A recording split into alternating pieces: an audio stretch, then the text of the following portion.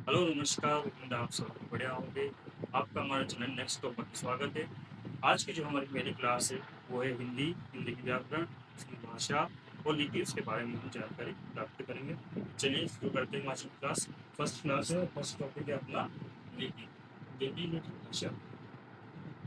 पहला पॉइंट अपना है भाषा। भाषा अपनी बात कहने या दूसरों को विचार जानने के दो साधन हैं, जिसे कहते हैं वाणी। ये वाणी बोलते या उनकी बोलते, और जो दूसरा जो होता है वो होता है लिखित। यानी कि हम लोगों की जो भाषा है, विचार है, उनको लिखित मौखिक तरीके से हमसे जान सकते हैं, उसे भाषा कहते हैं। इसको बहुत सरल शब्दों में अगर हम समझेंगे तो अतः भाषा वह साधन है जिसके द्वारा हम बोलकर या लिखकर अपने विचारों को हम प्रकट करते हैं और दूसरों को विचारों को हम जान सकते हैं। इससे ही भाषा कहते हैं। भाषा शब्दों और वाक्यों का शुद्ध प्रयोग का मेल है। यानी कि जो भाषा शब्दों का जो हम प्रयोग करते हैं वो उनके शुद्ध प्रयोगों का ही एक मेल है, एक समूह है, जिसे हम भाषा कहते हैं। अतः भाषा व वाक्य भाषा के महत्वपूर्ण अंग है। जो भाषा और जो शब्द होते हैं वो भाषा के महत्वपूर्ण अंग माने जाते हैं या माने होते हैं। अगला, भाषा बातचीत का वह साधन है जिसके द्वारा हम अपने भाव या विचार बोलकर या लिखकर दूसरों तक पहुंचाते हैं। जैसे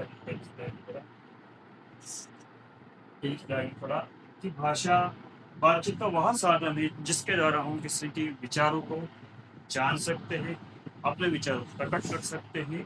जिसे भी भाषा के साधन बोल दिए जाए या दूसरों के विचारों को जान सकने के लिए महत्वपूर्ण अंग माना जाए। इससे अपन भाषा कहते हैं। भाषा के दो रूप होते हैं, जिसे अपने पहली स्लाइड में अपने क्लियर हो गया था।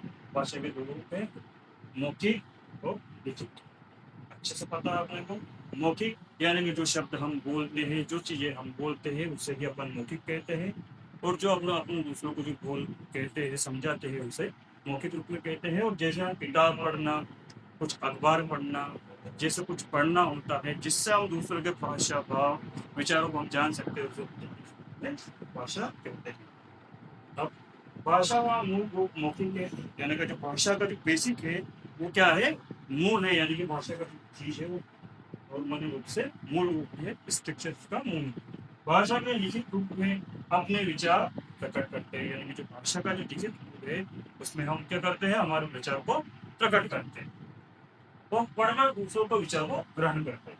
जैसे मैंने पहले कहा, अपन जो लिखित रूप है उससे ही लोगों के विचारों को अपन ग्रहण करते हैं, उनकी चीजों को अपन समझते हैं। अब अगला अगला जो टॉपिक है वो है लिपि।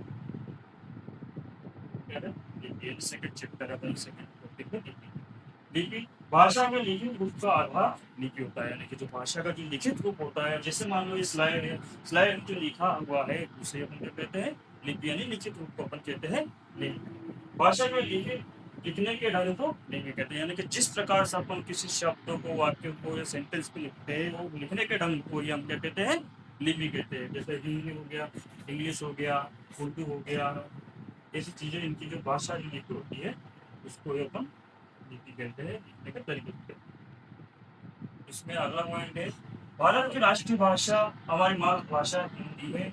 हिंदी भाषा की लिपि देवनागरी है। यानी कि जो हमारी भाषा है हिंदी, उसकी जो लिखने का जो तरीका है वो देवनागरी है, जो सदैव बाएं से दाएं लिखी जाती है। यानी कि जो लिखने का तरीका होता है वो सदैव सीध दाएं से बाएं ओर लिखी जाती है, सॉरी बाएं से दाएं की ओर लिखी जाती है। अगला जो पॉइंट है, अंग्रेजी भाषा की लिपि रोमन है। यानी जो अंग्रेजी भाषा है उसके लिखने का जो ढंग है, जो तरीका है वो रोमन है।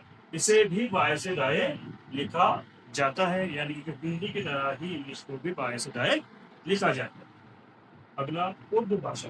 उर्दू भाषा की लिपि फारसी है, जो दाएं से बाएं यानी कि उल्टे तरीके से, यानी पीछे से आगे की ओर लिखी जाती है। और जैसे हिंदी, इंग्लिश, संस्कृत, इनको आगे से पीछे की ओर लिखा जाता है, उसे देवनागरी भाषा कहते हैं। और जो पीछे से आगे की ओर लिखी जाती है उसे फारसी लिपि कहते हैं।